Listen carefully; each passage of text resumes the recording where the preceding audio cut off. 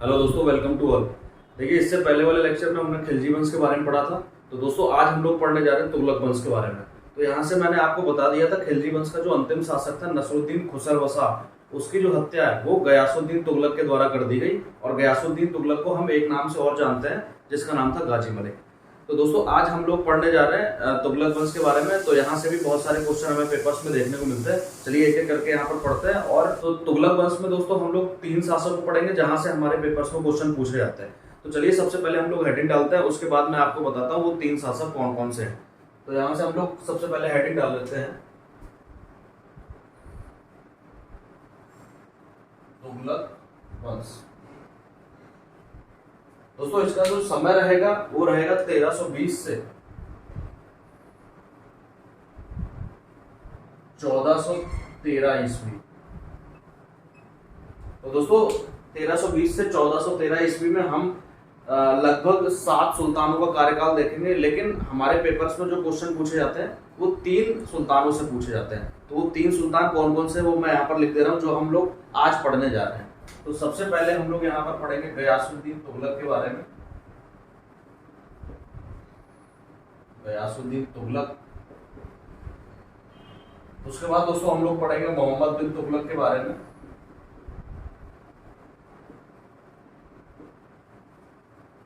इसके बाद दोस्तों हम लोग पढ़ेंगे फिरोज शाह तुगलक के बारे में।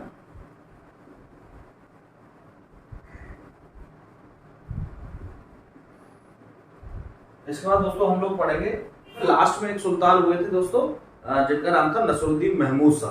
तो नसरुद्दीन महमूद शाह से हमारे पेपर्स में क्वेश्चन पूछा जाता है। तो आज हम उसको भी पढ़ने जा रहे हैं, नसरुद्दीन महमूद शाह। तो दोस्तों, ये 4 शासक हैं, इनके बारे में आज हम लोग थोड़ा सा डिटेल से पढ़ेंगे क्योंकि हमारे पेपर्स में यहाँ से क्वेश्चन पूछे जाते हैं। और दोस्तों, आप कोई सा भी पेपर दे रहे हो, डिस्क्रिप्टिव पेपर में यहाँ से बहुत सारे क्वेश्चन हमें देखने को मिलेंगे। और जो ऑब्जेक्टिव टाइप क्वेश्चन है वो भी मैं यहाँ पर आपको बताऊंगा कहाँ कहाँ पर हमें फोकस करना है। तो चलिए मैं इसको मिटा देता हूँ, फिर सबसे पहला हेडिंग डालते हैं हम लोग गयासुद्दीन तुगलक, जो तुगलक वंश का संस्थापक था। तो चलिए मैं इसको मिटा देता हूँ।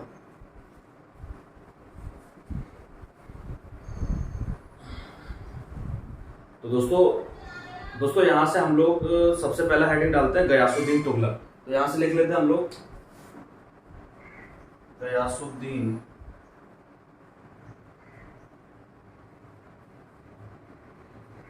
तुगलक। इसका जो समय है दोस्तों वो रहेगा 1320 से 1325 ईस्वी तक। अब दोस्तों, इनके बारे में कौन कौन से इंपॉर्टेंट फैक्ट्स हैं वो मैं यहाँ पर एक एक करके लिखूंगा। वो आपके लिए बहुत ज्यादा हेल्पफुल होंगे। आप इससे नोट्स भी बना सकते हो या इस वीडियो को 1 से 2 बार देखिए, आराम से सब कुछ याद हो सकता है। तो चलिए सबसे पहले हम लोग लिख लेते हैं, इसका नाम एक हमें गाजी मलिक भी देखने को मिलता है। तो यहाँ से लिखते हैं हम लोग, इसका नाम गाजी मलिक भी था।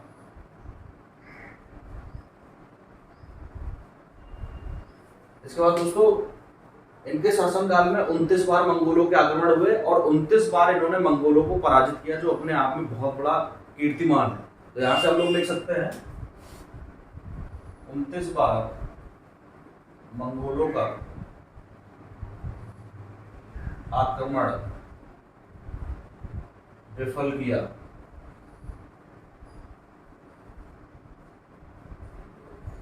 इसके बाद दोस्तों, नहर का निर्माण करने वाला एक प्रथम सुल्तान था। तो यहाँ से हम लोग इसको लिख लेंगे। सबसे इंपॉर्टेंट चीज है, सबसे पहले जो नहर का निर्माण कराया था सिंचाई के लिए वो गयासुद्दीन तुगलक ने कराया था। तो ये भी हमारे पेपर्स में एक बार क्वेश्चन पूछा गया था। तो यहाँ से लिख लेते हैं हम लोग, सबसे पहले सिंचाई के लिए नहर निर्माण कराया था।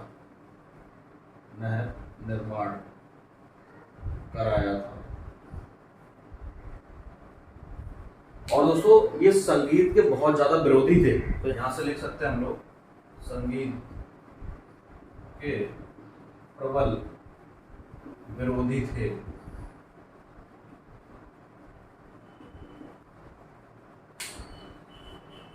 और दोस्तों इन्होंने एक महल बनवाया था जिसका नाम था तुगलकाबाद। तो यहाँ से ये भी लिख सकते हैं हम लोग, तुगलकाबाद।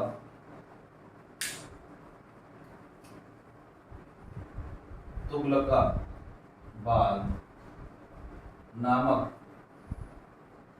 एक किला बनवाया था, किला बनवाया था। इसके बाद दोस्तों हमें एक चीज यहाँ पर और याद रखनी पड़ेगी, इनके शासनकाल में एक सूफी संत थे जिनका नाम था शेख निजामुद्दीन औलिया।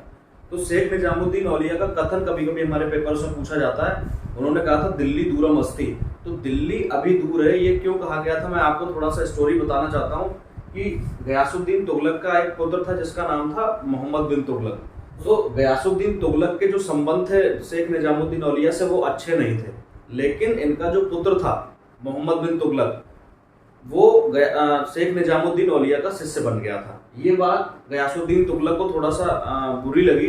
तो गयासुद्दीन तुगलक ने एक पत्र लिखा शेख निजामुद्दीन औलिया के लिए कि हमारा जो पुत्र है वो आपका शिष्य नहीं बन सकता है, आप उसको शिष्य मत बनाइए, आप हमारे प्रति उसको भड़का रहे हैं। तो इस तरीके से गयासुद्दीन तुगलक का जो लेटर है वो शेख निजामुद्दीन औलिया को जब मिला तो उन्होंने उसके जवाब में सिर्फ 2 लाइनें लिख दी, हुजूर दिल्ली दूरम अस्ति। तो इस तरीके से उन्होंने लिखा था कि हुजूर अभी दिल्ली दूर है। तो ये कुछ दूरी पे थे उस समय, तो उन्होंने बस इतना सेंटेंस लिख दिया। और इसके बाद हम देखते हैं गयासुद्दीन तुगलक की मृत्यु हो जाती है। और मृत्यु क्यों होती है मैं बता देता हूँ आपको। इनके जो पुत्र थे जिनका नाम था जोना शाह, जोना शाह ने एक किले का निर्माण कराया था, वो लकड़ी का किला था। तो जोना शाह ने पहले से ही प्री प्लानिंग करके अपने पिताजी को उसमें इनवाइट किया गया, और बाद में वो जो लकड़ी की छत थी वो गिर गई, और गिरने के बाद गयासुद्दीन तुगलक की उसी में दब के मृत्यु हो गई। तो इस तरीके की हमें कहानी देखने को मिलती है। तो यहाँ से हम लोग जो शेख निजामुद्दीन औलिया के द्वारा जो कथन कहा गया था उसको लिख लेते हैं, क्योंकि हमारे पेपर्स में पूछा जाता है। तो यहाँ से लिख लेते हैं हम लोग, दिल्ली दूरम अस्ति। ये दिल्ली अभी दूर है, यहाँ पे आप लोग हिंदी में भी लिख सकते हो, दिल्ली अभी दूर है। तो दोस्तों दोनों तरीके से क्वेश्चन पूछा जाता है। तो ये जो कथन है वो है शेख निजामुद्दीन औलिया। दोस्तों एक बार हमारे पेपर्स में क्वेश्चन पूछा गया था, उन 2 व्यक्तियों के नाम बताइए जिन्होंने 8 सुल्तानों का कार्यकाल देखा है। तो दोस्तों यहाँ से आप लोग याद रखोगे शेख निजामुद्दीन औलिया और इनके एक शिष्य थे जिनका नाम था अमीर खुसरो। तो अमीर खुसरो और शेख निजामुद्दीन औलिया ने 8 सुल्तानों का कार्यकाल देखा है।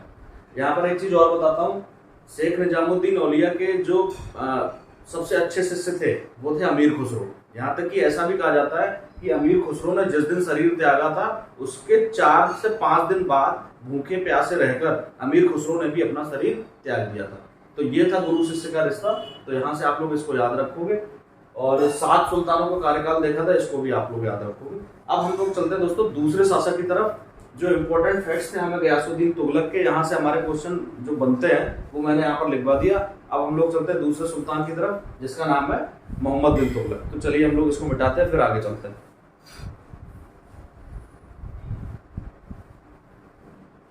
दोस्तों अब हम लोग देख लेते हैं मोहम्मद बिन तुगलक के बारे में। तो चलिए सबसे पहले हम लोग यहाँ पर हेडिंग डालते हैं अपना, मोहम्मद बिन तुगलक।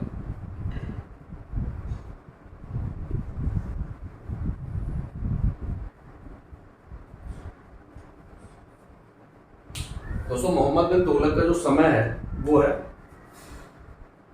1325 से 1351 ईस्वी तक। यहाँ पर लिख देते हैं ईस्वी।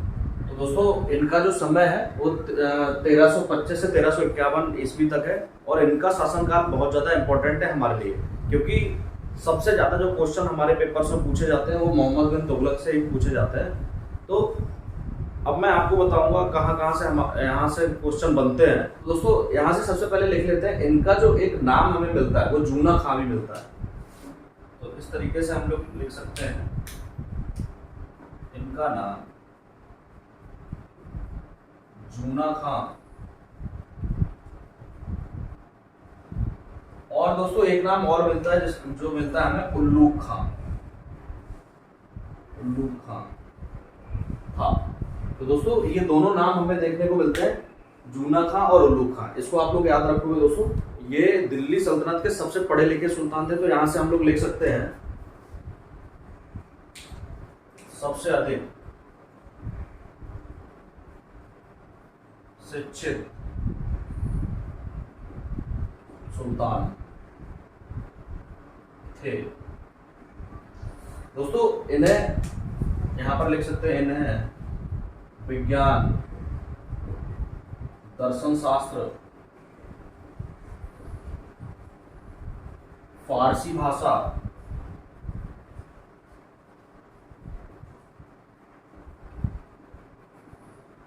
का अच्छा ज्ञान था।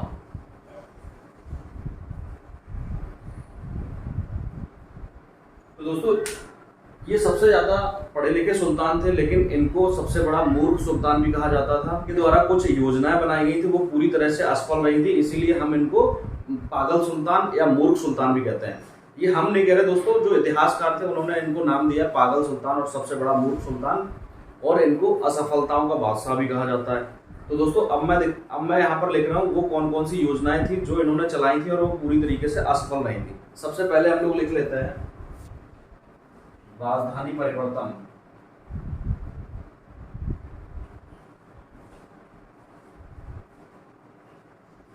नंबर दूसरी जो योजना इन्होंने चलाई थी वो थी दोस्तों दोआब कर में वृद्धि। और नंबर तीसरी जो योजना चलाई थी दोस्तों वो है सांकेतिक मुद्रा परिवर्तन। अब यहां पर एक योजना और चलाई गई थी जिसको हम लोग लिख सकते हैं कराचिल अभियान। कराचिल अभियान। दोस्तों इस तरीके से हमें 4 योजनाएं देखने को मिलती हैं। यहां पर आप लोग लिख सकते हैं ये 4 योजनाएं। अब दोस्तों हम लोग इनकी जो डेट्स हैं, इनके जो साल है वो लिख लेते हैं। यहाँ पर जो राजधानी परिवर्तन हुई है वो 1326 से 1327 ईस्वी में की गई थी। यहाँ पर 1326 से 27 ईस्वी। इसी तरह से दोस्तों दोआब कर में जो वृद्धि की गई है वो भी 1326 से 27 ईस्वी में की गई थी। और दोस्तों जो सांकेतिक मुद्रा जो परिवर्तन इन्होंने किया था वो किया था दोस्तों 1329 से 1330 ईस्वी तक। तो दोस्तों ये हमें वर्ष देखने को मिलते हैं इनके शासनकाल में जो योजनाएं कार्यान्वित की गई, लेकिन ये योजनाएं पूरी तरीके से असफल हुई थी। दोस्तों ये आप लोग बहुत अच्छी तरीके से ध्यान रखोगे, बहुत ज्यादा क्वेश्चन हमारे पेपर्स में यहाँ से पूछे जाते हैं। और कराचिल अभियान का कोई साल हमें देखने को नहीं मिलता दोस्तों, तो आगे हम लोग डिस्कस कर लेंगे कराचिल अभियान क्या था। तो दोस्तों ये जो योजनाएं हैं इनको हम थोड़ा सा विस्तार रूप में पढ़ेंगे, क्योंकि यहाँ से हमारे पेपर्स में क्वेश्चन पूछे जाते हैं। तो चलिए हम एक एक करके इनको पढ़ लेते हैं आगे। दोस्तों यहाँ से क्या क्या क्वेश्चन बनते हैं वो मैं आपको यहीं से बता देता हूँ थोड़ा सा। सबसे पहले आप लोग याद रखोगे राजधानी परिवर्तन। तो राजधानी परिवर्तन का मतलब ये है कि दोस्तों सबसे पहले इनकी राजधानी जो थी वो दिल्ली में थी, तो दिल्ली से इन्होंने अपनी राजधानी परिवर्तित करके दौलताबाद कर दी। तो दौलताबाद दोस्तों क्यों कर दी, उसके पीछे सबसे बड़ा रीजन जो इतिहासकार बताते हैं वो ये है कि उस समय मंगोलों के आक्रमण हमारे भारत पे बहुत ज्यादा हो रहे थे। तो उन आक्रमणों से बचने के लिए इन्होंने अपनी राजधानी परिवर्तित कर दी। तो दोस्तों यहाँ से हम लोग लिख सकते हैं दिल्ली से राजधानी दौलताबाद परिवर्तित की गई थी। तो यहां से लिख लीजिए दिल्ली से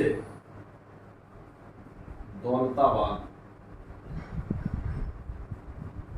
यहां से दोस्तों एक बात और बता देता हूं, 1335 ईस्वी में 1335 ईस्वी में वापस दिल्ली राजधानी बनी। तो दोस्तों इससे पहले हमने देखा 1326-27 में राजधानी जो थी वो दिल्ली थी, दिल्ली से दौलताबाद अपनी राजधानी को ले जाया गया। लेकिन 1335 ईस्वी में लगभग 8 साल बाद वापस ये अपनी राजधानी दिल्ली ले आए। तो इनकी ये जो योजना थी वो पूरी तरीके से असफल रही थी, इसीलिए हम इसको असफलताओं का बादशाह कहते हैं। तो दोस्तों यहाँ से एक छोटी सी स्टोरी मैं आपको और बताता हूँ। मोहम्मद बिन तुगलक ने जब अपनी राजधानी दिल्ली से दौलताबाद शिफ्ट की थी तो लगभग 200 से 300 किलोमीटर की दूरी पर ये राजधानी थी। और ये जो दौलताबाद है वो एक पहाड़ी पर बना हुआ बहुत बड़ा किला था। इनके समय में जितने भी लोग विकलांग थे, ऐसा कुछ इतिहासकारों ने लिखा भी है, जितने भी लोग विकलांग थे उनको घोड़े की पूंछ से बांधा गया और घोड़े की पूंछ से बांध के इनको दौलताबाद तक ले जाया गया। तो इस तरीके से बहुत सारे लोगों ने अपना वहां पर अपने प्राण त्याग दिए थे। और मोहम्मद बिन तुगलक ने ये आदेश भी दिया था कि हमारे यहाँ जो बीमार व्यक्ति हैं या जो अक्षम व्यक्ति हैं उनको पहले ही मार दिया जाए, क्योंकि वो दौलताबाद तक नहीं पहुंच सकते। तो ऐसी भी हमें स्टोरी देखने को मिलती है। इसके बाद दोस्तों हम लोग पढ़ते हैं दोआब कर में वृद्धि। सबसे पहले हम लोग समझ लेते हैं कि दोआब क्या है। जहां पर दो नदियां आपस में मिलती हैं वही दोआब होता है। तो दोस्तों नदियां जहां से बहती हैं या जहां पर नदियां मिलती हैं वो जमीन बहुत ज्यादा उपजाऊ होती है। तो दोस्तों वहां पर खाद्यान्न जो फसलें हैं जैसे गेहूं है, चावल है, ये सब कुछ बहुत ज्यादा मात्रा में हमें देखने को मिलता है। लेकिन एक समय क्या हुआ कि वहां पर अकाल पड़ गया, और अकाल पड़ने के बाद भी इन्होंने दोआब कर में वृद्धि कर दी, मतलब टैक्स में वृद्धि कर दी। और इस तरीके से यहाँ पर बहुत बड़ा विरोध हुआ, लोगों ने इनका बहुत ज्यादा विरोध किया।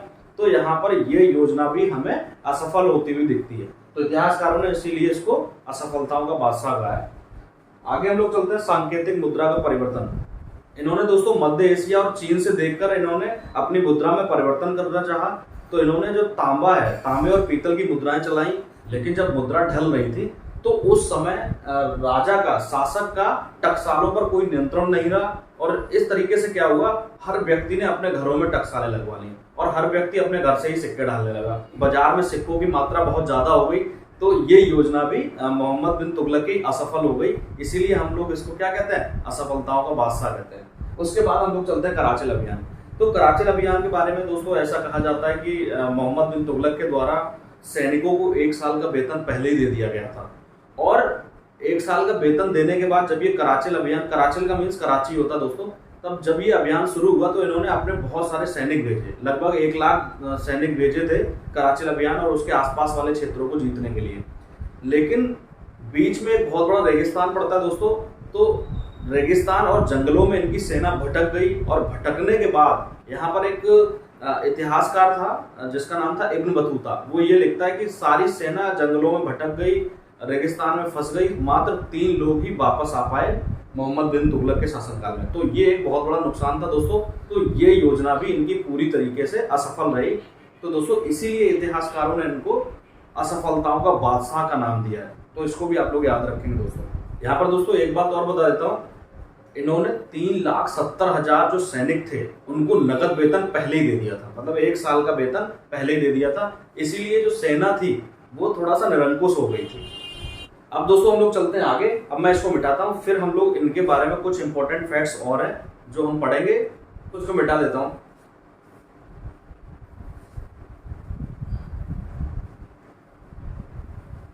तो दोस्तों कुछ इंपॉर्टेंट फैक्ट्स हैं जो मैं आपको यहाँ से लिखवा रहा हूँ, तो उसको आप लोग आराम से पढ़ते रहिए, लिखते रहिए, यहाँ से हमारे क्वेश्चन पूछे जाते हैं। तो सबसे पहला जो इंपॉर्टेंट फैक्ट है वो ये है कि इनके शासनकाल में एक मोरक्को से यात्री आया था जिसका नाम था इब्न बतूता। तो यहाँ पर हम लोग लिख सकते हैं मोरक्को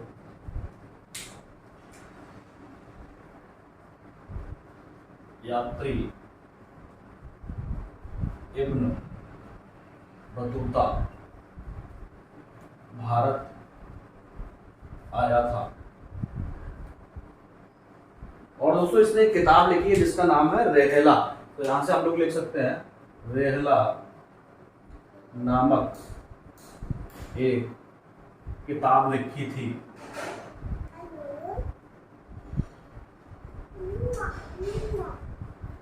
तो दोस्तों ये जो रेहला नामक जो बुक हमें मिलती है इसमें मोहम्मद बिन तुगलक के शासनकाल के बारे में जो तत्कालीन व्यवस्था थी या तत्कालीन जो समाज था उसके बारे में हमें बहुत इंपॉर्टेंट जानकारी मिलती है।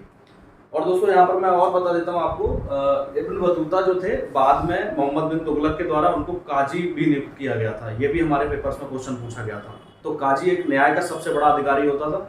तो जब हम लोग सल्तनत काल के प्रशासन को पढ़ेंगे तो उसमें हम लोग पढ़ेंगे न्याय व्यवस्था कैसी थी। अब चलते हैं दोस्तों आगे। यहाँ से दोस्तों 1336 ईस्वी में हरियर और बुक्का 2 भाई थे जिन्होंने विजयनगर साम्राज्य की स्थापना की थी। तो ये भी हमारे पेपर्स में क्वेश्चन पूछा जाता है। तो चलिए हम लोग लिख सकते हैं 1336 ईस्वी में हरिहर और बुक्का के द्वारा, ये 2 नाम आप लोगों को याद रखने पड़ेंगे, हमारे पेपर से पूछे जाते हैं। हरिहर और बुक्का के द्वारा विजयनगर साम्राज्य की स्थापना की गई थी।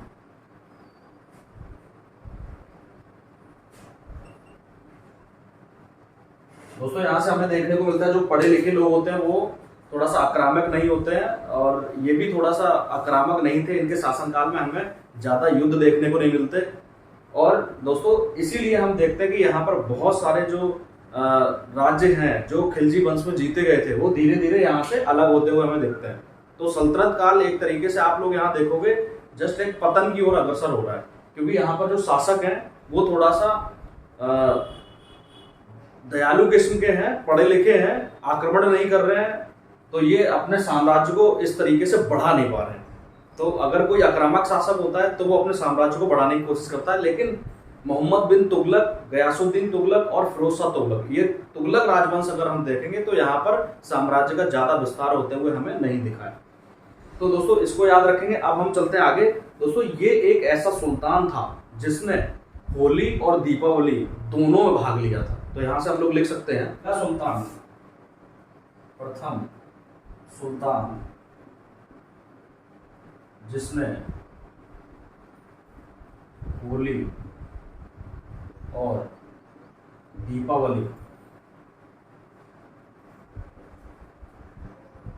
में भाग लिया था। मोहम्मद बिन तुगलक जो थे वो संगीत के और कृषि के प्रबल समर्थक थे।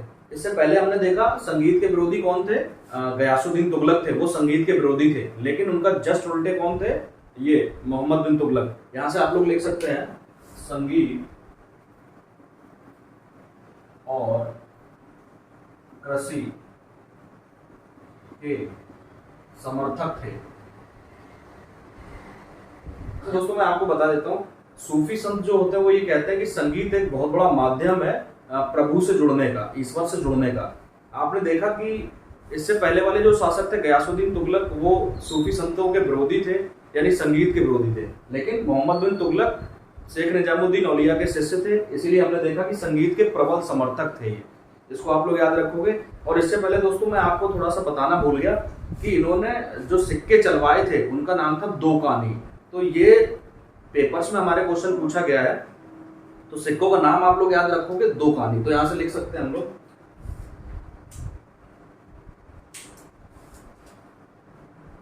दोकानी नाम के सिक्के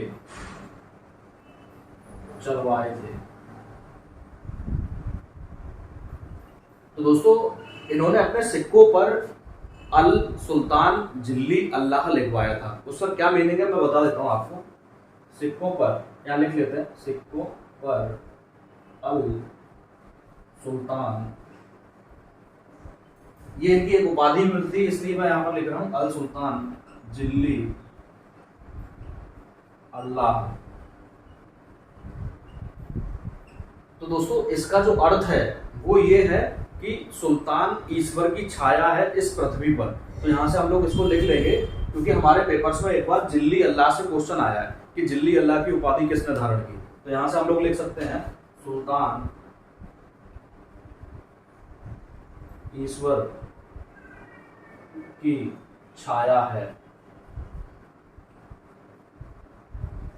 ये चीज इन्होंने अपने सिक्कों पे अंकित कराई थी। तो यहां से हम लोग लिख सकते हैं अंकित कराया था। दोस्तों ये है दोकानी नाम के सिक्के चलवाए थे, सिक्कों पर अल सुल्तान जिल्ली अल्लाह, सुल्तान ईश्वर की छाया है, ये अंकित कराया था। दोस्तों बहुत सिंपल लैंग्वेज में बहुत सरलता से हमने गयासुद्दीन तुगलक और मोहम्मद बिन तुगलक के बारे में पढ़ा, और जो हमारे पेपर्स में क्वेश्चन पूछे जाते हैं वो हमने यहाँ से पढ़ लिया है। दोस्तों बहुत मोस्ट इंपोर्टेंट लेक्चर है, अगर आप 1 से 2 बार इसको पढ़ोगे तो आराम से ये याद हो सकता है। और इसके बाद दोस्तों हम एक और इम्पोर्टेंट शासक को पढ़ेंगे, एक और इम्पोर्टेंट सुल्तान को पढ़ेंगे जिसका नाम है फिरोज शाह तुगलक। तो दोस्तों फिरोज शाह तुगलक से भी क्वेश्चन बनते हैं। तो दोस्तों इन 2 सुल्तानों को पढ़ने के बाद अब हम लोग पढ़ेंगे फिरोज शाह तुगलक के बारे में। तो दोस्तों अब मैं इसको मिटा देता हूं, फिर हम लोग पढ़ेंगे फिरोज शाह तुगलक। अब दोस्तों हम लोग देखते हैं नेक्स्ट शासक जो है वो है फिरोज शाह तुगलक। तो सबसे पहले हम लोग अपने हेडिंग को डाल लेते हैं फिरोज शाह तुगलक। फिरोज शाह तुगलक। तो दोस्तों इसका जो समय है वो रहेगा 1351 ईस्वी से 1388 ईस्वी तक।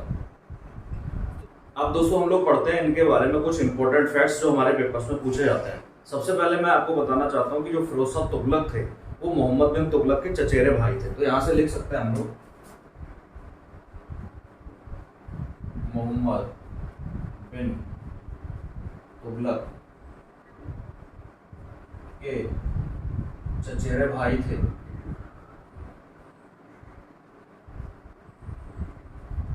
यहां से एक इंपॉर्टेंट चीज और समझने की कोशिश करते हैं दोस्तों। इन्होंने जो भी इंपॉर्टेंट पद थे उनको वंशानुगत कर दिया था। इससे पहले हमने देखा कि मोहम्मद बिन तुगलक के द्वारा जितने भी सरकारी पद भरे गए थे वो योग्यता के अनुसार भरे गए थे, और पहले भी हमने शासकों को देखा कि योग्यता के अनुसार सरकारी पद भरे जाते थे।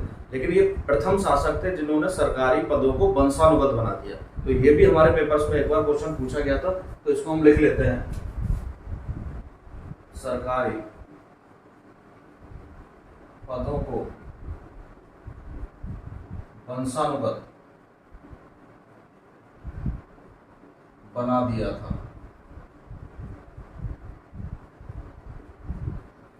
उसके बाद दोस्तों इन्होंने 24 करों को समाप्त किया था।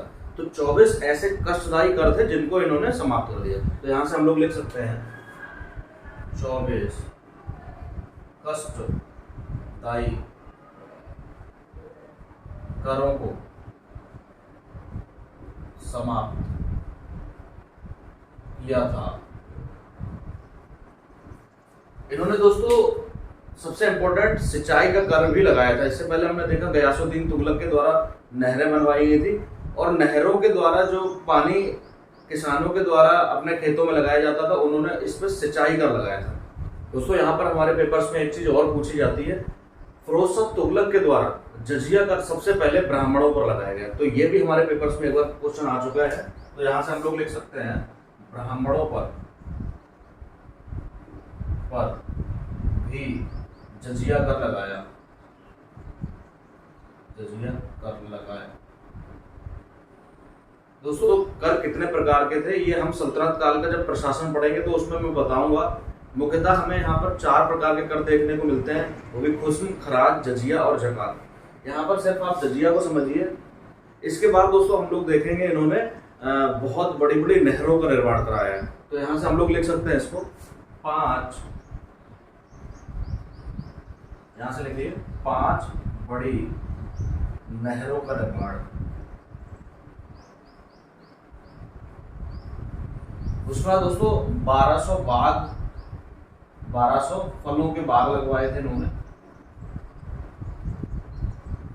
इसी के साथ साथ 300 नए शहर बसाए थे, 300 नए शहर कौन कौन से बसाए थे यहाँ पर हम लोग लिख सकते हैं फिरोजाबाद,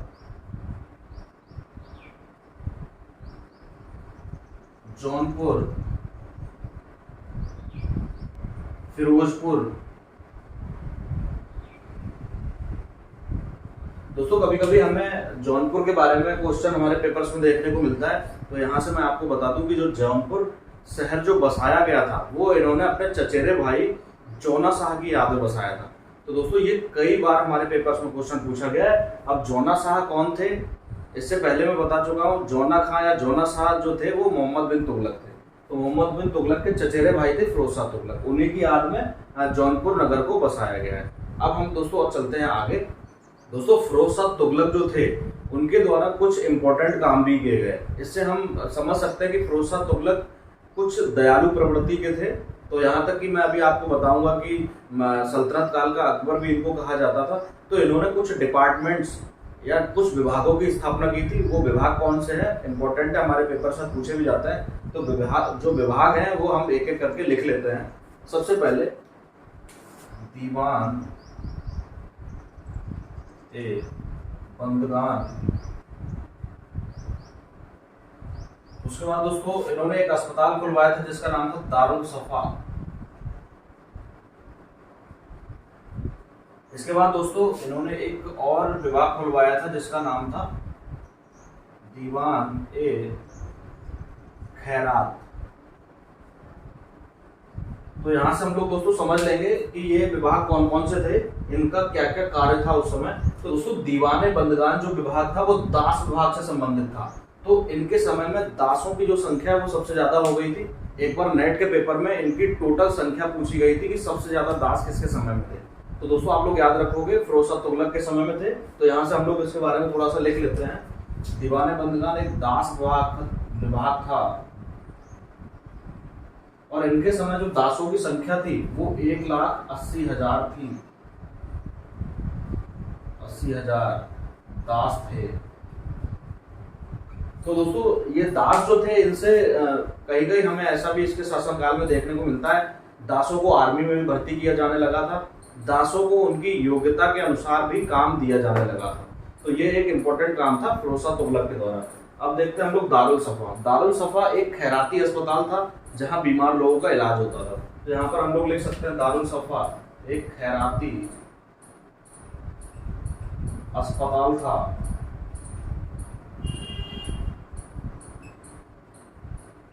इसके बाद दोस्तों हम लोग देखते हैं दीवाने खैरात। दीवाने खैरात एक तरीके से रोजगार दफ्तर था, जो हम लोग वर्तमान समय में रोजगार ऑफिस देखते हैं। उसी तरीके से दीवाने खैरात एक रोजगार देने के लिए विभाग स्थापित किया था फिरोज शाह तुगलक ने। तो यहाँ पर हम लोग लिख सकते हैं रोजगार विभाग। दोस्तों यहाँ से हम देख सकते हैं कि दासों की संख्या बहुत ज्यादा बढ़ गई थी। उसके बाद रोजगार, यहाँ से थोड़ा सही कर लेते हैं, रोजगार विभाग।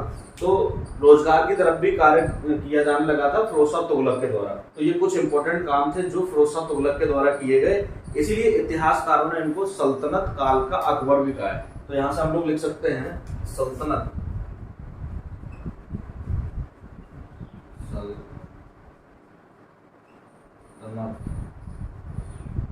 काल का अकबर। तो दोस्तों ये सल्तनत काल का जो अकबर है वो एक विद्वान ने इनको कहा है जिनका नाम है एल, थोड़ा सा टिपिकल नाम है, मैं यहाँ लिख देता हूँ, एल फिनसीटन। तो दोस्तों इस तरीके का नाम अगर आपको पेपर में देखने को मिलेगा तो आप उसको टिक करोगे। एल फिनसीटन एक इतिहासकार थे जिन्होंने कहा है सल्तनत काल का अकबर फिरोज शाह तुगलक। तो दोस्तों ये कुछ इंपॉर्टेंट फैक्ट्स थे जो हमारे पेपर में पूछे जाते हैं। और यहाँ पर 2-3 इंपॉर्टेंट फैक्ट्स और हैं, वो मैं आपको आगे लिख पाऊंगा। अब मैं इसको मिटा देता हूँ, फिर चलते हैं हम लोग आगे। इसको मिटा देते हैं दोस्तों।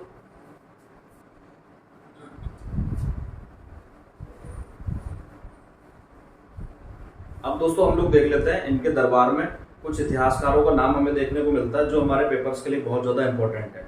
सबसे पहले यहाँ पर हमें 2 नाम देखने को मिलते हैं, वो कौन कौन से हैं, यहाँ से देख लेते हैं। इतिहासकार 2 नाम देखने को मिलते हैं, वो कौन कौन से मैं बता देता हूँ। एक तो जियाउद्दीन बर्नी,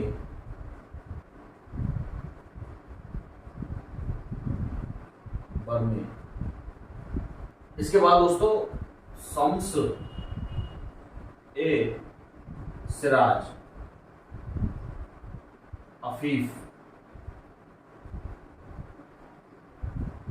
दोस्तों ये 2 नाम हमें देखने को मिलते हैं। ये 2 विद्वान थे जो फिरोज शाह तुगलक के शासनकाल में रहते थे।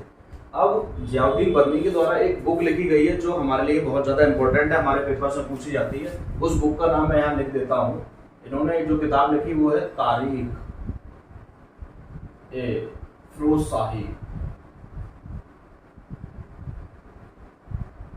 तो दोस्तों ये किताब बहुत ज्यादा इंपॉर्टेंट है क्योंकि फिरोज शाह तुगलक के शासनकाल की समस्त जानकारी हमें इस किताब में मिलती है। अब दोस्तों हम लोग आगे चलते हैं।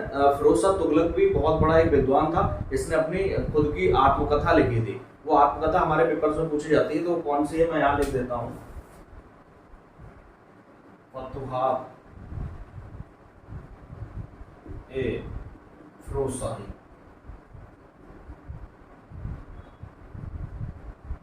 तो दोस्तों ये फतुहात ए फिरोज शाही एक आत्मकथा है जो स्वयं फिरोज शाह तुगलक के द्वारा लिखी गई है। फिरोज शाह तुगलक के द्वारा लिखी गई है और ये इनकी आत्मकथा है। तो मैं यहाँ पर यहाँ लिख देता हूँ आत्मकथा।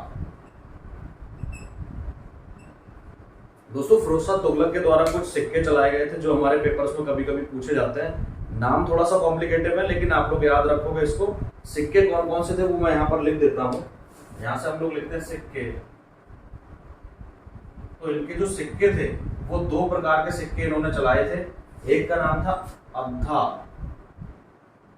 और दूसरे का नाम था बिक। दोस्तों नाम थोड़ा सा टिपिकल रहेंगे लेकिन आपको याद रखना क्योंकि हमारे पेपर्स में एक बार क्वेश्चन यहाँ पर आ चुका है। अद्धा और बिग नाम के जो सिक्के थे वो तांबा और चांदी, ये तांबा और चांदी के मिला के दो प्रकार के सिक्के चलाए गए थे जिनका नाम था अद्धा और बिग। इसके बाद दोस्तों यहाँ पर इन्होंने एक सिक्का और चलाया था जिसका नाम था ससगानी। तो यहां से लिख सकते हैं हम लोग इसको ससगानी।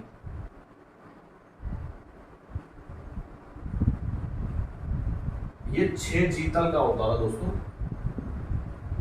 सिक्का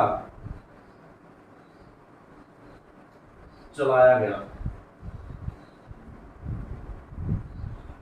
दोस्तों ये सिक्कों से क्वेश्चन एक बार हमारे पेपर में पूछा गया था इसीलिए इंपॉर्टेंट है, यहां से आप लोग इसको याद रखोगे।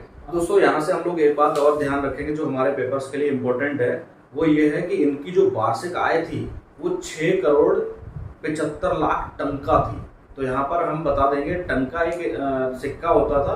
तो मैंने इससे पहले भी आपको पढ़ाया था इल्तुतमिश के शासनकाल में कि चांदी का टन का, तो उस तरीके से चांदी का टन का एक सिक्का होता था। तो यहाँ से हम लोग लिख लेंगे क्योंकि हमारे लिए इंपॉर्टेंट रहेगा ये। इसको लिख लेते हैं इनकी वार्षिक आय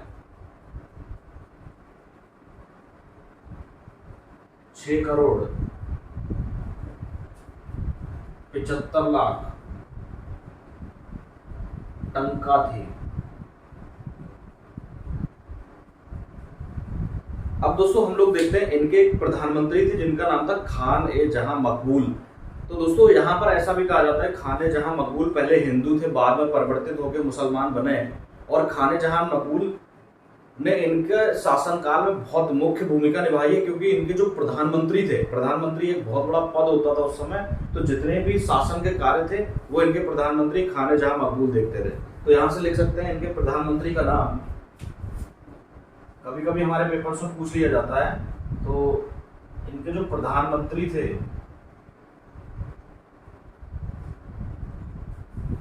उनका नाम था खान ए जहां मकबूल। तो दोस्तों जहां जहां से क्वेश्चन फिरोज तुगलक से पूछे जाते हैं वो सारी चीजें मैंने यहाँ पर लिख दी। एक फैक्ट्स के अनुसार आपको एक लाइन में सारा कुछ इंपॉर्टेंट जितना भी था वो मैंने यहाँ दे दिया। अब आप कोई सा भी पेपर दे रहे हो यहाँ से आपको 100% क्वेश्चन देखने को मिलेगा। मैं समझता हूँ कि फिरोज तुगलक में हमने जो भी पढ़ा अभी तक वो यहाँ से कोई क्वेश्चन बाहर नहीं जाएगा। अब दोस्तों मैं आपको बताता हूँ कि फिरोज तुगलक के बाद कुछ 3-4 शासकों के नाम हमें और देखने को मिलते हैं। तो वो जो सुल्तान है उनका कुछ इंपॉर्टेंट रोल नहीं है, तो हमारे पेपर्स में भी क्वेश्चन नहीं पूछे जाते वहां से। लेकिन तुगलक वंश के सबसे लास्ट वाले शासक थे नसरुद्दीन महमूद, तो उनसे कुछ क्वेश्चन बनते हैं वो मैं आपको यहाँ बता देता हूँ। तो सबसे पहले हम इसको मिटाते हैं फिर हम पढ़ते हैं नसरुद्दीन महमूद के बारे में।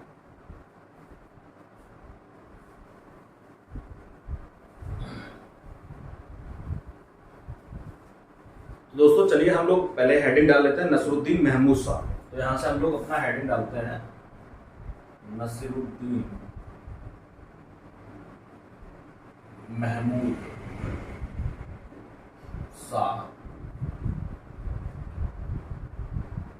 इनका जो समय है वो 1394 से 1412 ईस्वी तक है। तो 1394 से 1412 ईस्वी तक ये बैठे थे। और हमें एक बात ये ध्यान रखनी पड़ेगी कि नसरुद्दीन महमूद शाह का जो शासनकाल है वो तुगलक वंश के पतन की ओर अग्रसर हो रहा है। इनके शासनकाल में जितने भी राज्य तो तुगलक वंश में जीते गए थे या इससे पहले राजवंश में हमें देखने को मिलते हैं वो धीरे धीरे अलग होते चले जा रहे हैं। तो यहाँ पर सबसे इंपॉर्टेंट जो राज्य अलग हो रहा है वो है जौनपुर। तो यहाँ से हम लोग लिख लेते हैं। और दोस्तों जौनपुर नगर जो है वो अलग किसके द्वारा किया गया मैं आपको बता दूंगा। एक किन्नर था जिसका नाम था मलिक सरवर। तो यहाँ से हम लोग लिख सकते हैं मलिक सरवर, ये किन्नर थे दोस्तों, यहां से लिख सकते हैं मलिक सरवर किन्नर के द्वारा जौनपुर को स्वतंत्र करा लिया गया, स्वतंत्र करा लिया गया। तो दोस्तों यहां से हमें पता लगता है कि नसरुद्दीन महमूद शाह का जो शासनकाल था वो ज्यादा उत्कृष्ट नहीं था, क्योंकि नसरुद्दीन महमूद शाह थोड़ा सा एक्टिव नहीं थे। तो यहाँ पर हम देखेंगे कई सारे आक्रमण भी हमारे भारत पर होने लगे हैं। जब शासक कमजोर होता है तो बाहर से आक्रमण होने लगते हैं। तो नसरुद्दीन महमूद शाह के समय में एक बहुत इंपॉर्टेंट आक्रमण हुआ है, वो मैं यहाँ पर आपको बताता हूँ। वो था तैमूर लंग का आक्रमण। तो लिख लेते हैं इसको हम लोग। 1398 ईस्वी में, 1398 ईस्वी में, ये दोस्तों डेट आप याद रखोगे, डेट इंपॉर्टेंट है, कई बार हमारे पेपर्स में पूछी जा चुकी है। 1398 ईस्वी में तैमूर लंग का भारत पर आक्रमण हुआ। दोस्तों बहुत खतरनाक आक्रमण था। अब मैं आपको बताता हूँ इसका नाम तैमूर लंग क्यों पड़ा, क्योंकि युद्ध के दौरान इसका एक पैर कट गया था। तो इसके पैर कटने के कारण इसका नाम तैमूर लंग पड़ गया। दोस्तों इतना खतरनाक आक्रमण था। तो यहाँ पर जो शासक थे नसरुद्दीन महमूद शाह, इनको दिल्ली से भगा दिया गया था और तैमूर लंग ने अपने एक प्रतिनिधि को यहाँ पर दिल्ली पर राज्य करने के लिए नियुक्त किया था, जिसका नाम था खिज्र खान। तो यहां से हम लोग लिख सकते हैं बाद में खिज्र खान को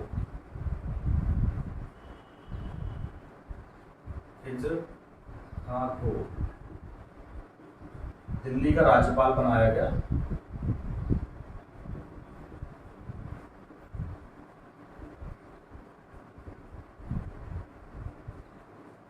तो दोस्तों खिज्र खान को दिल्ली का जब राज्यपाल बनाया गया और तैमूर लंग वापस अपने देश चला गया, तो यहाँ पर हम देखते हैं बाद के समय में खिज्र खान के द्वारा सैयद वंश की स्थापना की है। तो अब हमें पता लग गया होगा कि सैयद वंश की स्थापना कैसे हो रही है। नसरुद्दीन महमूद शाह को तैमूर लंग के द्वारा हरा दिया गया, वापस भेज दिया गया, बाहर भेज दिया गया दिल्ली से, और उसके बाद जो यहाँ का राज्यपाल था वो खिज्र खान को बनाया गया और खिज्र खान ने एक नए राजवंश की स्थापना की, जिसको हम लोग सैयद वंश के नाम से जानते हैं। वो हम लोग नेक्स्ट चैप्टर में पढ़ेंगे। इसके बाद हम लोग देख लेते हैं, ये वो समय था नसरुद्दीन महमूद शाह का जिसमें मोस्टली राज्य जो है वो स्वतंत्र हो गए थे, दिल्ली से बाहर हो गए थे। तो दोस्तों यहाँ से हम लोग कुछ नाम भी देख लेते हैं, कौन कौन से ऐसे राज्य थे जो उस समय दिल्ली से बाहर हो गए थे। यहाँ पर हम लोग समझ लेंगे कि पूरा दक्षिण भारत जो है वो दिल्ली सल्तनत से बाहर हो गया। तो चलिए हम लोग देख लेते हैं कुछ नाम, कौन कौन से ऐसे राज्य थे जो दिल्ली सल्तनत से अलग हो गए थे। जैसे बंगाल, यहाँ देख लेते हैं बंगाल, मालवा, गुजरात,